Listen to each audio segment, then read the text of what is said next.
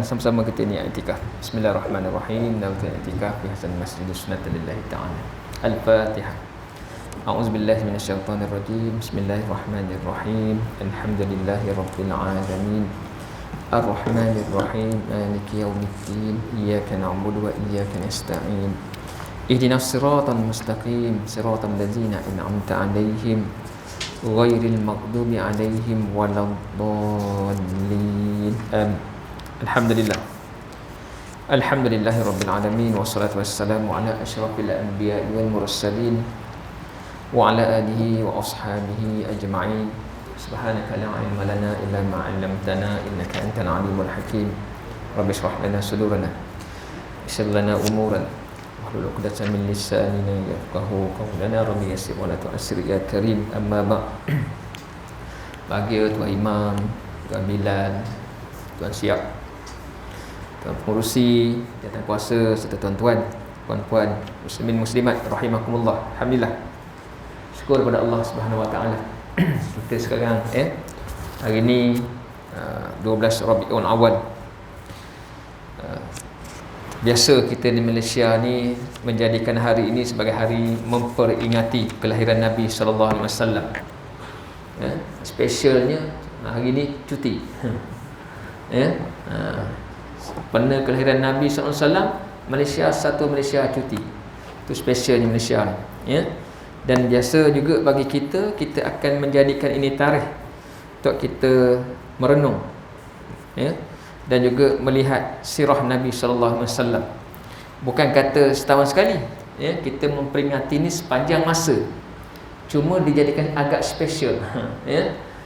Masjid pun buatlah program, Cuma sekarang ni masjid pun tak adalah malam tu juga buat.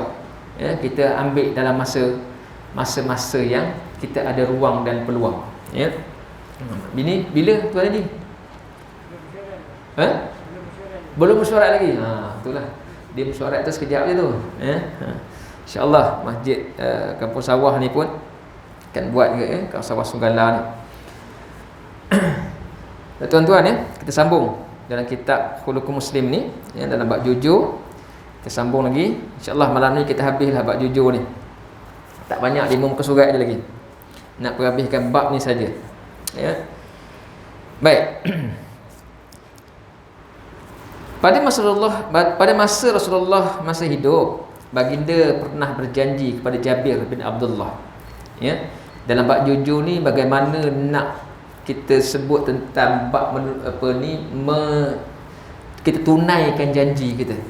Antaranya bagaimana Nabi semasa hidup dikisahkan bahawa Nabi pernah berjanji kepada seorang sahabat namanya Jabir bin Abdullah untuk diberikan sebahagian daripada wang yang akan diterima oleh Baitul Mal dari Bahrain.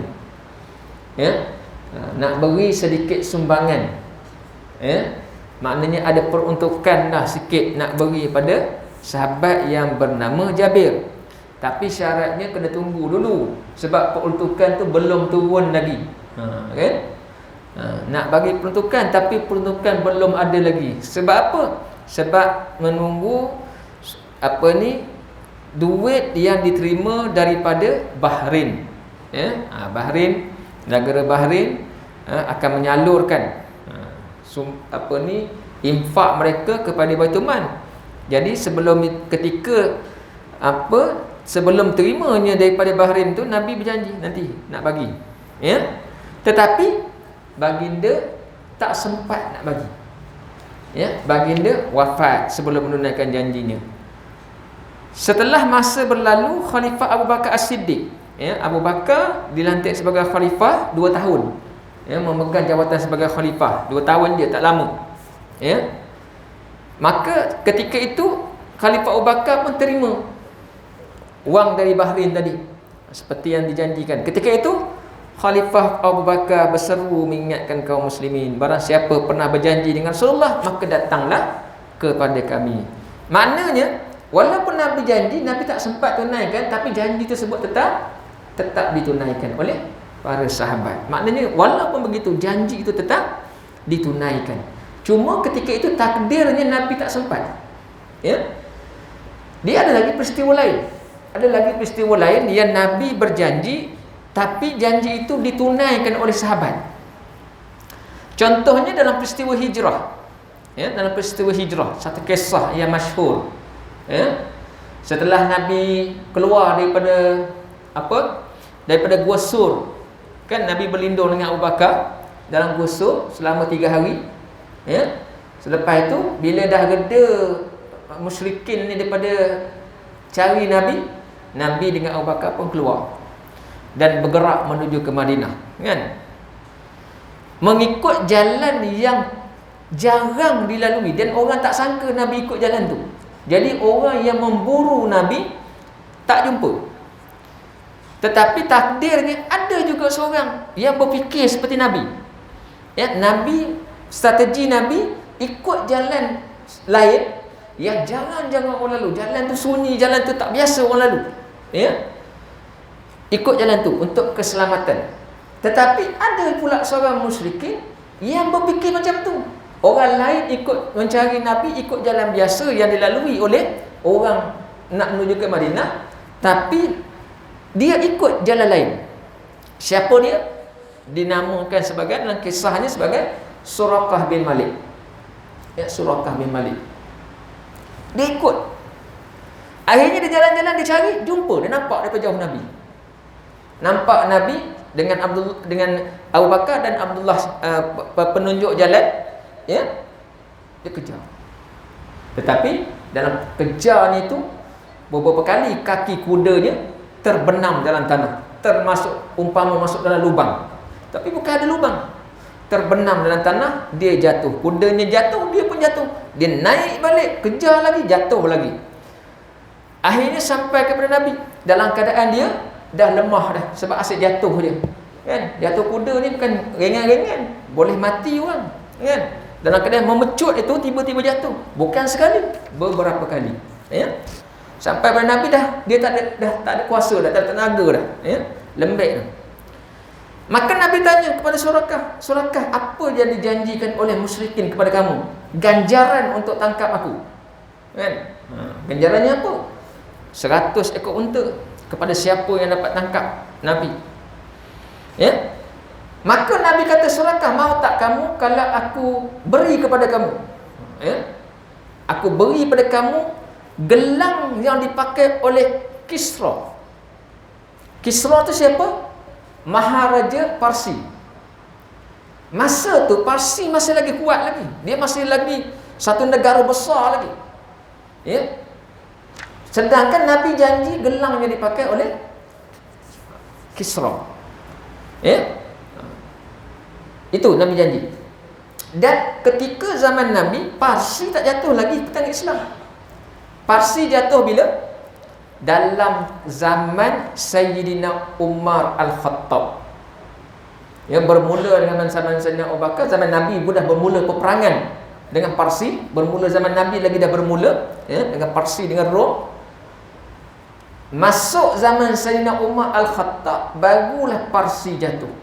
Dalam beberapa siri peperangan, memakan masa panjang nak tawan tu. Lebih kurang dalam 10 peperangan. Ya? Dalam 10 peperangan yang terkenal, peperangan Qadisiyah. Dalam peperangan tu, daripada hampir dalam 10 peperangan tu, sekali tentera Islam kalah, yang lain semua menang. Dan dalam setiap peperangan itu, semuanya Parsi ramai. Mungkin ada satu, tak silap, ya? Ada sekali saja tentera Islam melebihi Parsi. Yang lain semuanya Parsi melebihi. Dalam satu peperangan tu, Parsi seramai 250,000, Islam lebih kurang dalam 30 ke 40,000. Tapi menang juga Islam. Ya? Dalam tu peristiwa peperangan tu ada juga kisah yang masyhur, itu tentera Parsi ini diikat kaki-kaki mereka supaya menjadi benteng yang kuat. Tetapi rupanya strategi itu melemahkan tentera. Sebab apa? Tentera jadi penat berjalan. Bila sampai tempat perang, tentera dah letih dah. Ya? Tentera tak bebas nak bergerak. Itu. Ya? Jadi setelah Parsi jatuh zaman Umar, barulah gelang itu dapat kepada Umar. Dan Sayyidina Umar ingat akan janji Nabi, barulah diserah kepada Suraqah bin Malik. Jadi itu dia, nak tunjuk bahawa janji ni tuan-tuan, macam mana pun kena tunaikan. Sebab tu kita ni kan, kita kena pesan dekat anak-anak. Kan, anak-anak ke, pasangan kita ke. Ya, yang pertama, kalau kita ada hutang, ada benda kita berhutang dengan orang, kena bagi tahu. Jangan diam, jangan sorok. Jangan malu. Kena pesan dekat anak. Kita tak sempat lagi nak bayar ni. Supaya apa? Supaya kalau kita tak sempat bayar, kita meninggal, anak tu kena usahakan. Janganlah tinggal hutang banyak-banyak. Sampai 5-60 ribu, tumbang juga anak nak bayar kan. Maknanya ada hutang-hutang kita dengan kawan-kawan ni yang tidaklah, yang agak munasabah lah kan. Pesan. Tapi kalau hutang banyak-banyak, bayar sekarang. Kena usaha bayar. Jangan diabaikan. Betul juga dengan janji. Ada janji-janji kita dengan orang tentang ni kan. Pesan supaya keluarga kita dapat ikhtiarkan untuk penuhi apa yang telah kita janjikan. Seperti mana Nabi SAW. Nabi berjanji, ada ketikanya tak sempat nak tunaikan, seperti mana kisah tadi. Tetapi para sahabat Nabi yang selepas itu memegang tampuk ataupun amanah yang ditinggalkan oleh Nabi, maka mereka telah tunaikan. Baik. Allah Subhanahu wa taala telah berfirman, "Wa zakur fil kitab Ismail innahu kana shadiqal wa'di wa kana rasulan nabiyya." Allah kata pada Nabi dan surah Maryam, dan bacakanlah wahai Muhammad di dalam kitab, yakni Al-Quran, perihal Nabi Ismail. Allah pesan, Allah cakap pada Nabi, ceritakan tentang kisah Nabi Ismail. Kenapa Allah suruh Nabi cerita tentang kisah Nabi Ismail? Sesungguhnya dia adalah benar menepati janji. Nabi Ismail kenapa? Sebab Nabi Ismail ni adalah orang yang sangat menepati janji. Janji Nabi Ismail ni bukan kecil tuan-tuan. Kita tak mungkin boleh ikut. Dan dia janji dan dia tunaikan. Ni, sebab itu Allah kata, kamu ceritakan Muhammad tentang kisah yang ada dalam Al-Quran tentang janji Nabi Ismail. Dan dia adalah seorang rasul lagi berpangkat Nabi. Baik. Kenapa Allah sebut tentang Nabi Ismail? Allah Subhanahu wa taala menyebut dalam Al-Quran akhlak Nabi Ismail alaihissalam merupakan petunjuk betapa pentingnya janji. Sebab apa? Sebab ada satu kisah dalam Al-Quran itu bagaimana Nabi Ismail dia berjanji dan dia tunaikan. Dan janji dia ini satu janji yang sangat besar yang tak mampu kita nak janji seperti dia. Kita nak janji macam dia, tak mampu kita. Kita awal-awal surrender dah. Apa janji dia? Semasa baginda menyerahkan diri kepada ayahnya untuk disembelih atas perintah Allah. Ketika Nabi Ibrahim kata kepada Nabi Ismail, sebelum sembelih ni, ayahnya Nabi Ibrahim ni termenung sebab malam tu bermimpi kan. Mimpi bukan kali pertama, beberapa malam mimpi yang sama. Kemudian Nabi Ismail tanya, masa tu kecil lagi, ni kanak-kanak lagi ni. Nabi Ismail bukan belia, kanak ni, anak-anak. Nabi Ibrahim kata apa? Aku ni diperintahkan oleh Allah untuk sembelih kamu. Sebut. Apa kata Nabi Ismail? Qala ya abati if'al ma ta'maru. Nabi Ismail kata, wahai ayahku, kamu tunaikan perintah tu. Kamu buat perintah tu. Satajiduni insyaallahu minas sabirin. Kamu akan dapati insya-Allah aku ni adalah orang yang sabar. Maknanya dia kata, bila ayah dia kata bermimpi nak sembelih, dia kata tak apa ayah, tunaikan apa yang diperintahkan, kamu akan dapati insya-Allah aku ini adalah orang yang sabar. Belum sembelih lagi. Sampai masa nak sembelih, betul, dia ada. Dia tak lari. Dia tak lari. Kalau kita lah kan, buatlah, tak apa, saya buat je. Lepas tu hilang tak mana-mana kan. Lari dulu. Kan? Kita kalau berjanji dengan benda yang kita payah nak tunaikan, kita mesti lari punya. Kan? Tak jumpa dah. Tapi Nabi Ismail kekal. Dan ketika ayahnya nak sembelih tu, dia tak lari dan dia tidak menangis, dia tidak apa? Dia tidak menunjukkan reaksi menentang. Ya. Dalam surah As-Saffat, kisah Nabi Ibrahim menyembelih ni dalam ayat 102 Allah cerita, falamma balagha ma'ahu sa'ya, ya, qala ya bunayya inni ara fil manami anni azbahuka fanzur maza tara. Ya, Nabi Ibrahim kata, wahai anak kesayanganku, sesungguhnya aku melihat dalam mimpi bahawa aku akan menyembelihmu, maka fikirkan apa pendapat kamu. Mimpi Nabi wahyu. Ya, mimpi Nabi dia wahyu. Mimpi kita bukan. Ya, mimpi kita jangan dibuat-buat. Ya. Mimpi Nabi itu adalah wahyu. Jadi sebab itu Nabi Ibrahim dia tidak apa? Dia tidak kata dia tinggalkan, dia abaikan. Mainan tidur dia tak kata begitu. Tapi dia memikirkan macam mana. Ya, ni seorang ayah. Kita baca kisah Nabi Ibrahim kan. Nabi Ibrahim ni dia berkahwin dengan Siti Sarah, punya lama tak dapat anak. Kan? Punya lama perkahwinan dia tak dapat anak. Kemudian dia berkahwin dengan Siti Hajar. Ya, Siti Sarah nak melepaskan Nabi Ibrahim berkahwin dengan Siti Hajar bukan mudah. Seorang wanita nak benarkan suami dia kahwin lain. Ya, dalam keadaan yang apa? Kita kata dalam keadaan yang agak tidak berapa nak setuju tu bagi juga.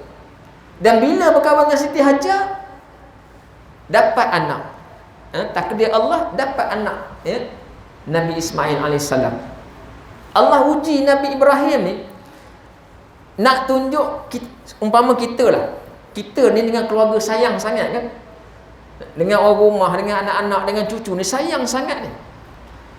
Ya, tapi kita tak pernah diuji oleh Allah dengan sayang kita dengan keluarga. Tapi Allah ceritakan kisah bagaimana seorang suami, seorang ayah sayang ke anaknya melebihi sayang kita pada keluarga kita, tapi diuji dengan teruk. Apa dia? Ujian pertama, Allah perintahkan pergi hantar tu jauh ke tempat yang tandus, yang tempat kering kontang, tak ada apa. Sumber air tak ada, hujan pun tak ada. Hantar tu ke bumi Mekah. Ketika itu tak ada orang lagi. Yang ada orang lalu, orang singgah dia. Ya? Letak situ, tinggal berdua, tak ada tempat, tak ada orang nak mengadu. Ya? Anak masa tu baru lahir, kecil lagi. Bersama isteri Siti Hajar. Ya? Bukan ada bekalan pun sekadar untuk masa singkat saja. Sebab tu kita baca bagaimana Siti Hajar apabila bekalannya habis, kan? Dia anaknya menangis, kehausan apa semua, dia berlari mencari apa? Mencari air. Tu kisah kita sarang sa'i tu. Ya, berlari daripada Safa dengan Marwah. Berulang alik 7 kali. Akhirnya kali ke-7 Allah takdirkan Nabi Ismail yang menangis tadi hentak-hentak kaki di bawah tapak kakinya keluarnya air yang dinamakan Zam-Zam. Baik, itu bagaimana Nabi Ibrahim. Setelah itu dah bawa balik anak ni, Allah perintah yang lebih besar lagi. Perintah Allah nak uji sayangnya kamu sayang sangat dengan anak ni. Ni ujian lebih besar. Kamu kena sembelih anak kamu. Ya? Mana? Ni anak tu baru. Ya, baru sangat. Kita baru rasa nikmat dapat anak setelah lama tak dapat anak, tiba-tiba kena diarahkan oleh Allah sembelih. Ni Nabi ni. Ya, bukan perintah itu bukan syaitan. Perintah itu bukan mainan, tetapi adalah perintah Allah yang sebenar. Dan dia tahu. Maka apabila dikatakan kepada Nabi Ismail tak ada masalah. Insya-Allah lah, sembelihlah aku. Ya, insya-Allah aku ni sabar. Ya, kemudian Allah kata falamma aslama wa tallahu lijabin. Ya. Dah selesai tadi, dah janji apa semua, Nabi Ibrahim pun membuat persiapan. Nabi Ismail tetap ada tunggu. Ni nak kata tuan janji, dia bila ada janji kata sembelihlah, dia tak lari. Dia tunggu juga. Ni. Sebab tu Allah kata kamu baca kisah Nabi Ismail tu. Sebab dia janji dan dia tak mungkiri. Walaupun benda yang dia janji tu sangat luar biasa.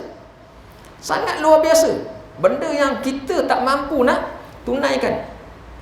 Maka dalam ayat ni mereka pun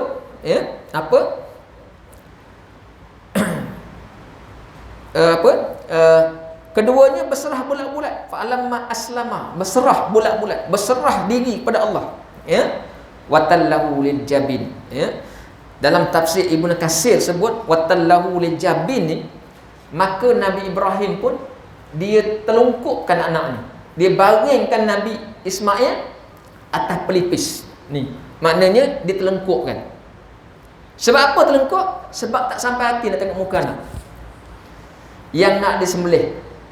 Dan tafsir Ibn Katsir kata Nabi Ibrahim sembelih ikut tengkuk belakang ni, disembelih ikut tengkuk. Ketika itu dia letak pisau dan dihiris.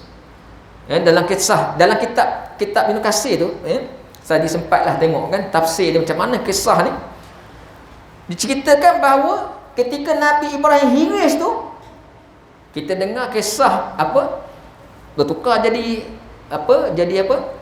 jadi kibas. Tak, dalam kisah dalam tafsir Ibn Katsir kata ketika Nabi Ibrahim hiris tu taklud, sebab Allah jadikan di belakang tempat hirisan itu satu lapisan perak. Dia kata satu lapisan perak menyebabkan pisau taklud. Kemudian Allah sambung wanadainahu an ya Ibrahim. Kemudian ketika dia hiris itu taklud, Allah kata kami seru ya Ibrahim. Kemudian qad saddaqata ru'ya inna kadzalika tajzil muhsinin. Sesungguhnya engkau telah menyempurnakan maksud mimpi yang kau lihat itu. Demikianlah sebenarnya kami membalas orang yang berusaha mengerjakan kebaikan. Dalam tafsir Ibn Katsir, bila Nabi Ibrahim pusing tengok, bila diseru itu, maka dia lihat seekor binatang yang gemuk, yang mempunyai tanduk besar. Mempunyai tanduk. Kalau kisah dikatakan kibas, kambing yang besar. Bukan kambing kampung kita. Seekor 12 kilo, 14 kilo tu. Ini kambing yang besar, kibas, yang punya tanduk yang besar. Dalam tafsir tunjuk kita bagaimana Nabi sallallahu alaihi wasallam ketika Mekah ditawan ni, Nabi duduk di Madinah. Ketika Nabi datang ke Mekah, Nabi solat dalam Baitullah tu, Nabi kata dia nampak ada tanduk tu, ada kepala tu, rangka kipas tu ada zaman Nabi lagi, disimpan dalam Baitullah. Nabi panggil seorang sahabat, tak ingat nama sahabat tu. Sahabat kata, Nabi kata, kamu tolong tutup kepala tu, tanduk tu. Sebab apa? Sebab dia mengganggu orang yang solat. Maknanya tanduk ni tadi, kepala rangka tu tadi disimpan sampai ke zaman Nabi. Berapa tahun tu? Lama ni disimpan sebagai sebagai warisan turun temurun sampai ke zaman Nabi. Dan akhirnya tanduk itu tak sampai kepada kita kerana berlaku kebakaran di Baitullah itu, menyebabkan tanduk itu juga terbakar. Itu dia. Jadi begitu. Tak ada orang yang boleh menandingi Nabi Ismail dalam menunaikan janji. Sebab tahapnya terlalu tinggi. Kita janji biasa-biasa je. Habis-habis janji nak jumpa je. Jom mengetih. Itu pun miss juga, tak tunai, lupa. Jom ngetih pun lupa, apa lagi nak yang besar macam ni. Yang paling kerap lupa janji dengan orang rumah, asyik lupa je. Tu dia, sebab tu kita jadi pelupa, sebab kita biasa melupakan janji, kan? Itu dia, bukan kata tuan-tuan tak, ni orang lain ni, Baik, ada orang yang berdusta untuk menyelamatkan diri daripada kesalahan yang dilakukannya. Orang seperti ini mesti berterus terang dan mengakui kesalahan serta menyesal dengan sikap mereka. Kemudian mohon maaf atas segala kesalahan. Seorang yang ingin berterus terang mungkin rasa takut, tapi dia wajib memberanikan diri supaya dia tidak terlanjur melakukan pembohongan. Ada orang dia buat silap kat kawan-kawan, kat sama kita ni, dia malu nak ngaku kesalahan dia. Takut. Naik motor keluar-keluar terlanggar kita orang, kawan kita kat luar tu. Sudahlah dah. Kemek pintu kawan tu. Contohlah ni kan. Kemek pintu ni. Ni nak cakap ke nak apa ni? Nak cakap ke nak bayar kan tukar satu pintu ni kan? Jenuh juga ni. Lah kita pun jalan terus. Tak nak beritahu. Kita takut nak beritahu. Sebab apa? Sebab kita tak nak bertanggungjawab dengan apa kesilapan yang kita buat. Itu contohlah. Maknanya kebiasaan kita ni, kalau kita ada buat silap kepada manusia, kita tak nak mengaku. Jarang kita nak mengaku. Terutama kalau kesilapan itu perkara yang aib. Kesilapan itu perkara yang aib. Kalau kesilapan dengan Allah lain. Ini dengan kita, sama kita. Kalau yang tak aib, tak malu, kita boleh. Tapi kalau kesilapan yang malu, maka kita diam. Sedangkan Syekh Muhammad Ghazali kata, kita kena akui apa kesilapan kita, jangan berbohong. Kerana apa? Kerana Nabi SAW sebut dah larang dah. Nabi kata apa? Taharrus sidqa wa in ra'aitum annal halkata fihi fa inna fihi an-najah. Hendaklah kalian tetap berkata benar sekalipun menghadapi bahaya. Sebab dalam kata-kata yang benar terdapat keselamatan. Hendaklah berkata benar walaupun benar dalam keadaan bahaya. Tetapi dalam keadaan bahaya ni, dia ada satu kaedah syarak membenarkan kita untuk menjaga keselamatan, untuk kita mengelak daripada berterus terang sekiranya mendatangkan bahaya. Tapi bagi Nabi, kalau kamu boleh cakap benar seperti itu, itulah kita ni orang yang as-siddiqin. Ini sifat orang as-siddiqin. Siapa dia orang as-siddiqin ni? As-siddiqin ni adalah orang yang taraf dia tinggi. Minan nabiyyin, kita baca doa kan? Minan nabiyyin. Lepas nabiyyin sebab apa? Was-siddiqin. Selepas minan nabi kita sebut was-siddiqin dalam turutan doa. Dan dalam Al-Quran disebut, dalam Al-Quran disebut minan nabiyyin was-siddiqin wasyuhada was-salihin. Dalam Quran dia susun ayat-ayat tak ada makna. Maknanya yang tertinggi Nabi. Kita tak mampu dah nak jadi Nabi. Bukan kita. Tapi kita boleh jadi as-siddiqin. Orang-orang yang benar. Kemudian bawah pada orang siddiqin ialah orang-orang yang syahid. Dan bawah lagi bawalah orang-orang yang soleh. Sebab itu as-siddiqin ini tinggi. Sebab tu Nabi kata, kalau kamu sekalipun kamu dalam bahaya, maka kenalah berkata benar. Inilah yang berlaku dalam sirah, berlaku kepada Imam Ahmad bin Hanbal. Pernah cerita tak silap dulu, bagaimana kisah Imam Ahmad bin Hanbal tetap cakap benda yang benar walaupun bahaya pada diri dia. Yang mana akhirnya dia apa? Dia diseksa, digotan, kerana mempertahankan apa yang benar. Apa dia? Iaitu apabila ditanya pendapat dia, apakah Al-Quran itu qadim ataupun hadis? Apakah Al-Quran itu benda yang sifatnya seperti Allah, iaitu tidak ada permulaan, ataupun Al-Quran itu seperti makhluk, iaitu baru ada, sebelum ni tak ada. Dalam i'tiqad, kepercayaan kita ahli sunnah wal jamaah, Imam Ahmad bin Hanbal pun ahli sunnah wal jamaah, dia adalah imam bagi mazhab Hambali. Dia pertahankan, dia kata bahawa Al-Quran itu adalah qadim, tidak ada permulaan. Tetapi khalifah zaman itu bersama dengan penasihat-penasihat agamanya, yang daripada kalangan orang apa ni, Mu'tazilah, mengatakan bahawa Al-Quran itu hadis. Jadi khalifah paksa semua orang mengakui bahawa Al-Quran itu hadis. Kena ikut percayaan ini. Siapa yang kata Al-Quran itu qadim, maka dia adalah terkeluar daripada golongan yang benar pada mereka lah ketika itu. Tetapi Imam Ahmad bin Hanbal satu-satunya ulama yang zaman itu yang pertahankan bahawa Al-Quran itu qadim. Manakala ulama-ulama lain yang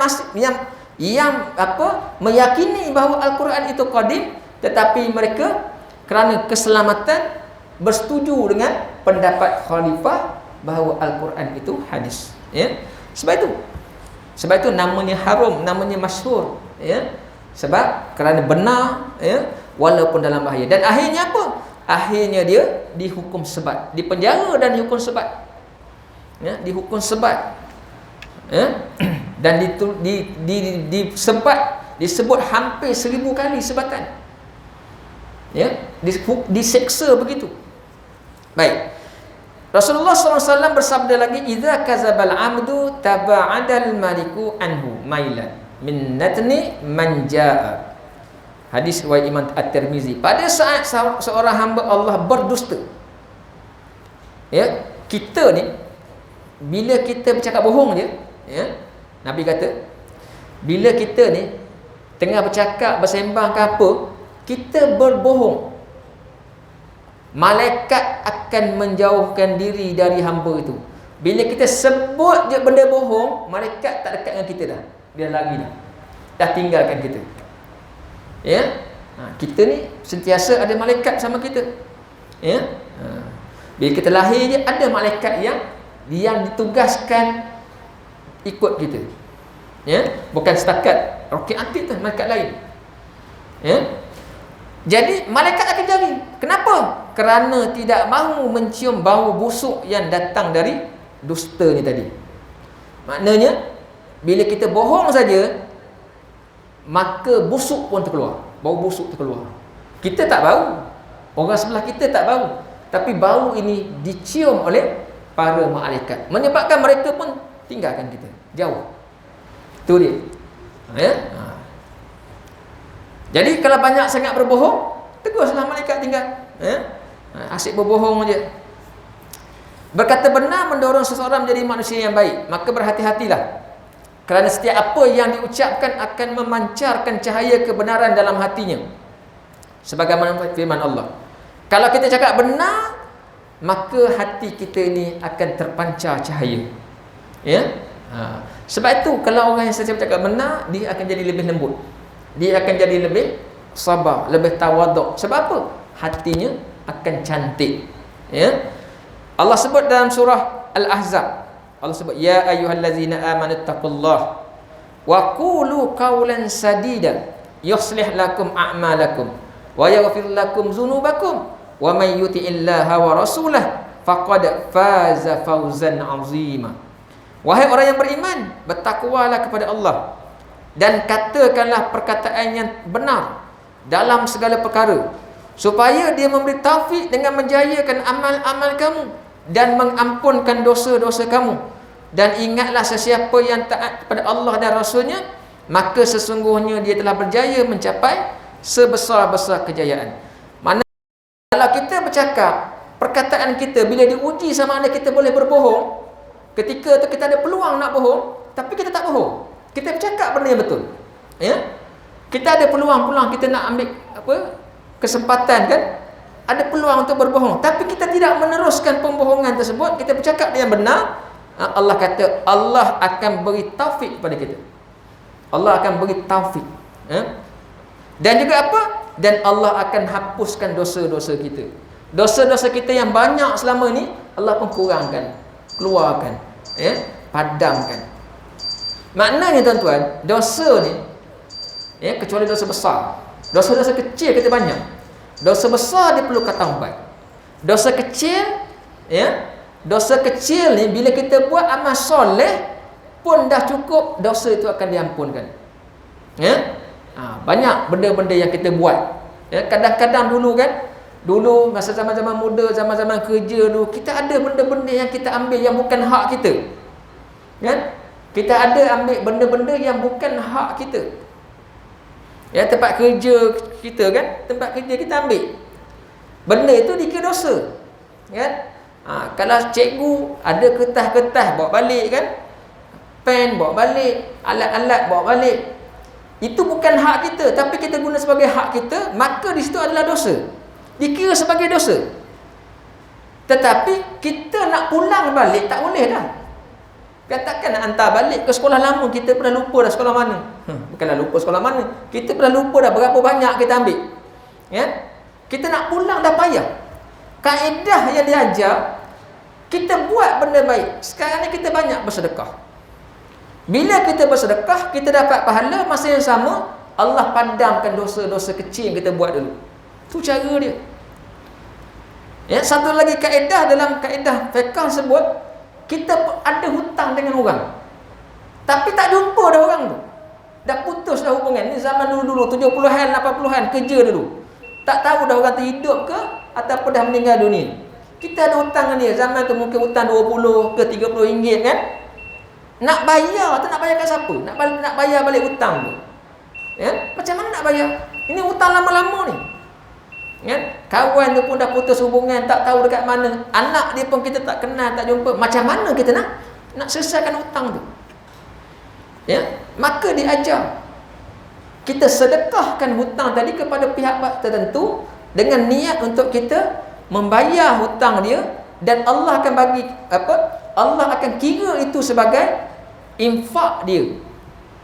Kita bagi, maka katalah 20 ringgit tadi bagi, maka dikira itulah infak orang tu. Kalau dia dah meninggal, itu infak dia.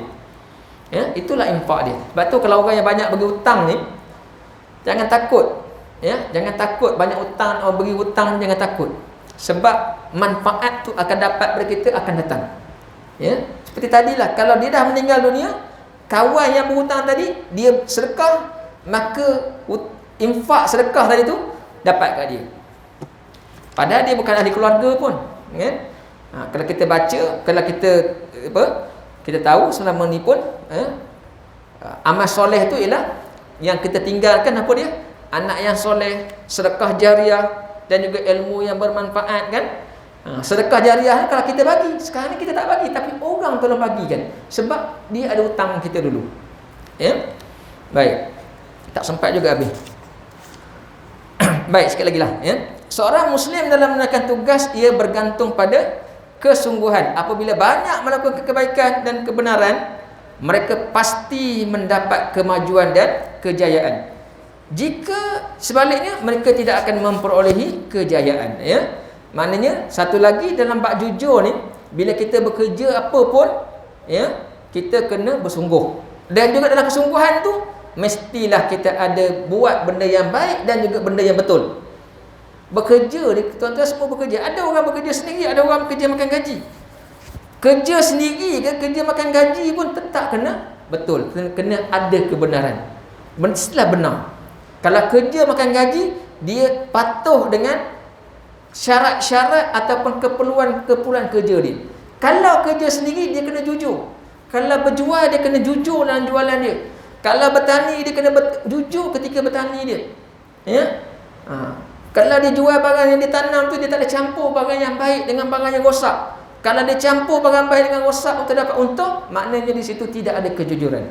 Ya? Rasulullah SAW memperingatkan, alaikum bisidqi fa inna sidqi yahdi ilal bir wal birru yahdi ilal jannah wa ma yazalu rajulu yusaddiqu wa taharras sidqa hatta yuktabu indallahi siddiqan wa iyyakum wal kaziba yahdi ilal fujur wa innal fujura yahdi ilan nar wa ma yazalu al abdul kazib wa yataharral kaziba hatta yuktaba indallahi kazzaba.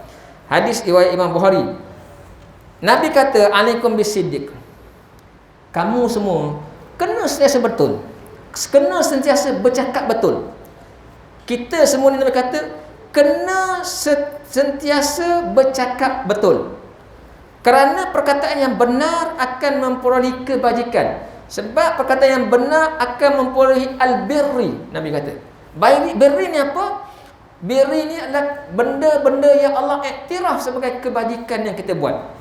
Dan untuk menuju jalan ke surga. Bila kita ada al-birri, itulah peluang untuk kita menuju ke surga.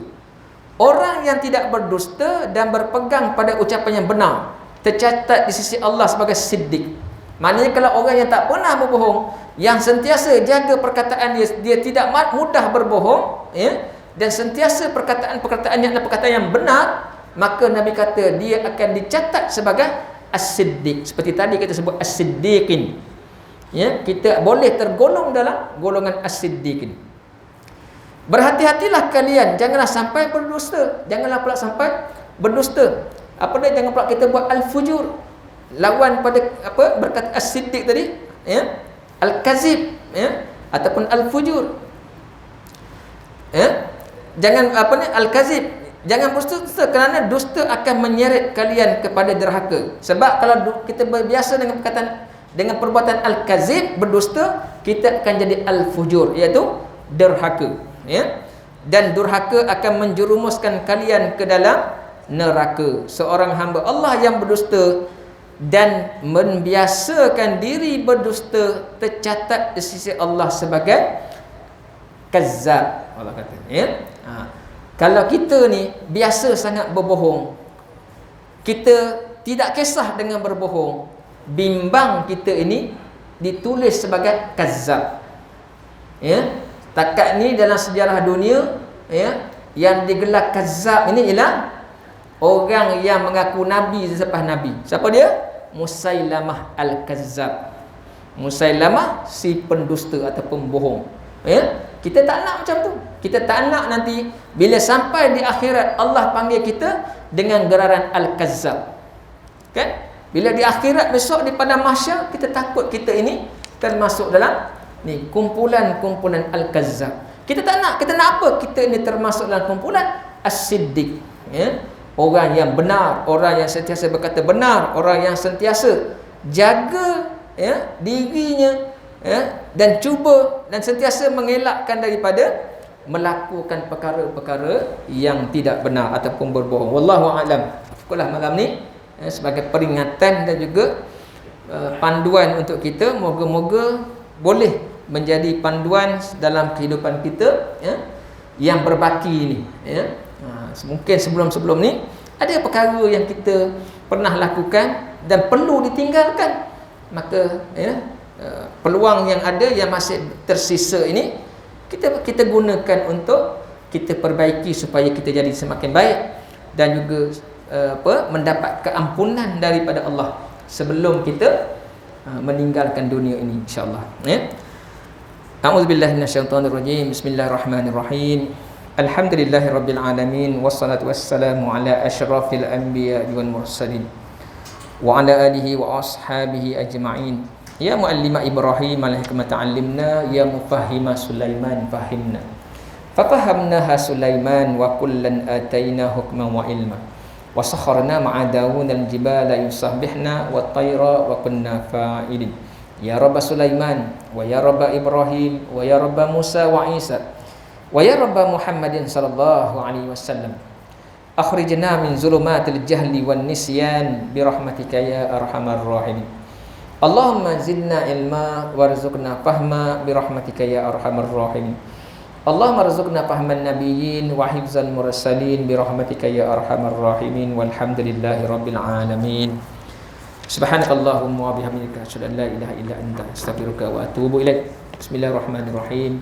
Wal 'asri innal insana lafi khusr illa allazina amanu wa 'amilus solihat wa tawassaw bil haqq wa tawassaw bis sabr. Wassalamu alaikum warahmatullahi wabarakatuh.